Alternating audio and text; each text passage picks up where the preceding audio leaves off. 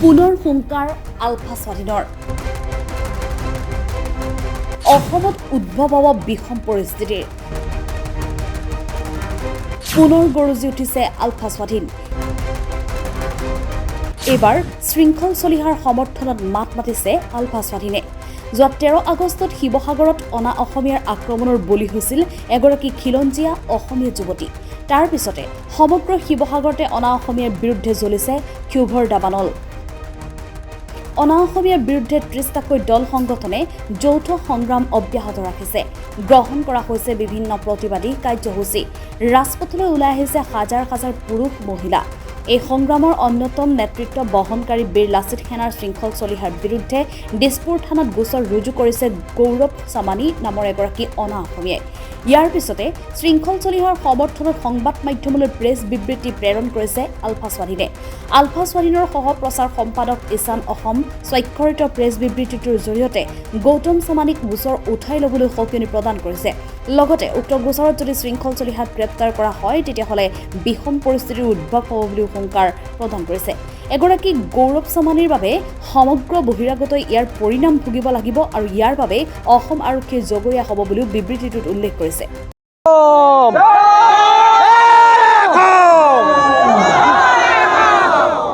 এই প্ৰতিবাদ ঐক্যবদ্ধ খিলঞ্জীয়াৰ প্ৰতিবাদ এই প্ৰতিবাদ মাৰোৱাৰী গুণ্ডাৰ বিৰুদ্ধে বিহাৰী গুণ্ডাৰ বিৰুদ্ধে এই প্ৰতিবাদ বেংগলী গুণ্ডাৰ বিৰুদ্ধে শিৱসাগৰৰ ৰাজপথত আৰু অনন্তকাললৈ কোনো খিলঞ্জীয়া মানুহে মাৰ নাখায় আৰু এটা কথা এইবাৰ আমি স্পষ্ট ৰূপত কৈ দিছোঁ যদি আমাক পুনৰবাৰ ইয়াত কোনোবাই মাৰে আমাৰ খিলঞ্জীয়া মানুহক এইবাৰ উল্টাই পিটা হ'ব নো FIR নো কেছ ডাইৰেক্ট একশ্যন একদম চিধা কথা আৰু আমাৰ মানুহক আমাৰ ছোৱালীক কোনোবাই ইয়াত অৰ্ধ উলংঘ কৰিব আৰু আমি ঘৰত সোমাই বহি থাকিম নহ'ব এইটো কাম আমি আছোঁ শিৱসাগৰ খিলঞ্জীয়া মানুহ প্ৰত্যেক মানুহ দল সংগঠন সকলো ঐক্যবদ্ধ হৈ ওলাই আহিছে আৰু এইটো জাতিৰ বাবে শুভ লক্ষণ আৰু আমি জীয়া জাতি হয় মৰে অসম জীয়ে কোন জীয়ে অসম মৰে কোন কিন্তু তল পৰি আৰু জীয়াই থকা নহ'ব হ'ব পাৰোঁ দুখীয়া আমি তহঁতৰ গোলাম নহয় আঁঠুকাৰী অধিকাৰ খোজা আমাৰ নিয়ম নহয় এইবাৰ চিধা পিটন দিয়া হ'ব যদি আৰু আমাৰ গাত হাত তুলিবলৈ হয় একদম স্পষ্ট কথা ধন্যবাদ জয় আই অসম কথাবিলাক আমি এটা ৰসৰাজৰ মালিক বহি আছে সেই ৰসৰাজৰ মালিকক মই আজি সুধিছোঁ যে ইয়াত ইমান কোটি কোটি টকা ঘটিলে আপোনাৰ দোকানত এটা অসমীয়া ল'ৰা এমপ্লয়ী আছেনে আপোনালোকে কিন্তু জাতিৰ প্ৰতি কোনো দায়বদ্ধ নাই আজিলৈকে ৰসৰাজে শিৱসাগৰৰ কাৰণে কিবা কৰিলেনে একো নকৰিলে আপুনি আহিছে স্বাগতম জনাইছে ইয়াত কিহৰ এটা প্ৰস্তাৱ লোৱা হয় ভোজপুৰী ছাত্ৰ সন্থানে কি সেইটো বেন কৰিব লাগে ভোজপুৰী ছাত্ৰ কিহৰ অসমত নচলিব আৰু এই ভোজপুৰী ছাত্ৰ লাগিলে বুলেট লৈ ইয়াত ফুট লগাই যিটো গতিত ৰাস্তাত যায় মই নিজে স্কুটি চলাই আছোঁ তেতিয়াহ'লে বুলেট চলাব পৰা হ'লে ষ্টুপিড ইয়াত নহ'ব ইয়াত নহ'ব আৰু চেম্বাৰ্ছ অফ কমাৰ্চ ভংগ কৰি দিয়া হ'ব ইয়াত খিলঞ্জীয়া মানুহ চেম্বাৰ্ছ অফ কমাৰ্চৰ সভাপতি সম্পাদক হ'ব ক'ৰ ৰাজস্থানৰ মানুহ ইয়াত আহি চেম্বাৰ্ছ অফ কমাৰ্চৰ সভাপতি সম্পাদক হ'ব লাগিব এইবোৰ নচলিব গুণ্ডামি নচলিব আৰু শুনক মই একদম চিধা কৈ দিছোঁ মোক না মই ইলেকশ্যন খেলিম না মোক মাৰোৱাৰী মানুহৰ ভোট লাগে না মোক বিহাৰী মানুহৰ ভোট লাগে না মোক বঙালী মানুহৰ ভোট লাগে মই এইবিলাকত নাই আৰু এটা কথা একদম স্পষ্টকৈ মই আপোনালোকক কৈ দিছোঁ এইবাৰ যদি আমাৰ মানুহ পিতে খুব পিটা হ'ব এইটো নচলিব সদায় আৰু ভদ্ৰ অসমীয়া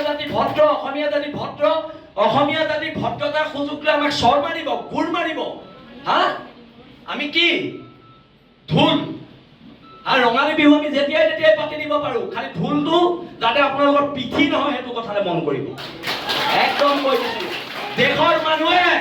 দেশৰ মানুহে গঢ়িত পিটি ল'ব জানে হেংদাং বৰটোপ ঠাল তৰোৱাল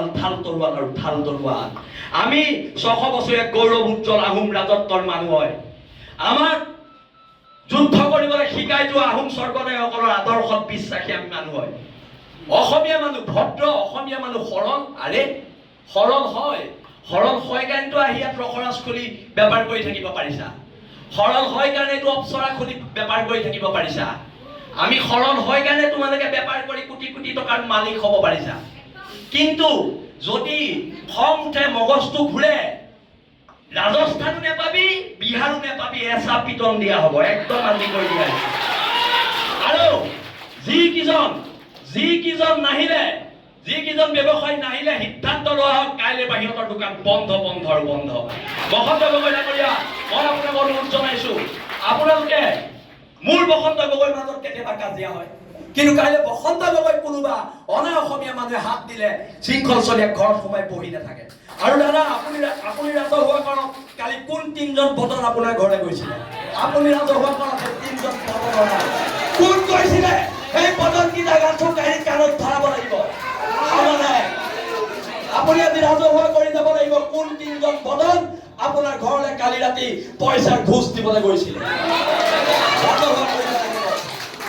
আৰু এটা কথা, ভোজপুৰী সংগঠন বন্ধ। আৰু ইয়াত কিহৰ মাৰোৱাৰী যুৱ মঞ্চ? অসমীয়া যুৱ মঞ্চ আছে, চব জইন কৰা। ইয়াত মাৰোৱাৰী যুৱ মঞ্চ নহ'ব, নহ'ব, নহ'ব।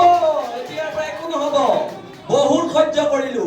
চব মাৰোৱাৰী যুৱ মঞ্চৰ নাম মাৰোৱাৰী সমাজে নিজে গৈ পেলাই মোহাৰিব লাগিব ক'লা ৰং লৈ। সেইটো প্ৰস্তাৱ লোৱা হওক। ভোজপুৰী ছাত্ৰ সন্থাৰ নাম ক'লা ৰং লৈ ভোজপুৰী ছাত্ৰ সন্থাই য'ত য'ত লিখা আছে চব মোহাৰিব লাগিব। সেইটো প্ৰস্তাৱ লওক। একদম হয়নে ৰাইজ? আমি ইয়াৰ ভূমিপুত্ৰ মানুহ, তহঁতৰ চৰবোৰ খাবলৈ আমি ইয়াত জীয়াই থকা নাই। আমি চৰবোৰ খাবলৈ জীয়াই থকা নাই। আৰু আমাৰ চৰকেইটা বেংগলী ফেডাৰেশ্যন বন্ধ কৰা হওক, বেংগলী ফেডাৰেশ্যন বন্ধ কৰা হওক। এইবোৰ অসমত নচলিব, উজনি অসমতে নচলিব দিয়া নহ'ব। এইখিনিকে ক'লো। মই কথাবোৰ ক'লে বিতৰ্ক হয়, মই কথাবোৰ ক'লে মোক গুণ্ডা বুলি কয়, কিন্তু যদি মই আকৌ কৈছো, যদি আমি গুণ্ডা হয়, মোৰ নিচিনা গুণ্ডাৰ সমাজত প্ৰয়োজন আছে। কৰিব লাগিব গুণ্ডা দেশ আৰু জাতিৰ স্বাৰ্থত, অসম নামৰ মাজনীৰ স্বাৰ্থত। ইহঁতে চল পায়। আমি কিবা এটা কৰিলে আমাক পুলিচে জেলত ভৰাই দিয়ে। মাৰোৱাৰীখিনিয়ে চল পায়। আমি কিবা এটা কৰিলে জেলত ভৰাই দিয়ে। সেই মাৰোৱাৰী সমাজক কৈছো, জেলৰ ভিতৰৰ আটাইতকৈ ডাঙৰ গুণ্ডাটো ময়ে হ'ব।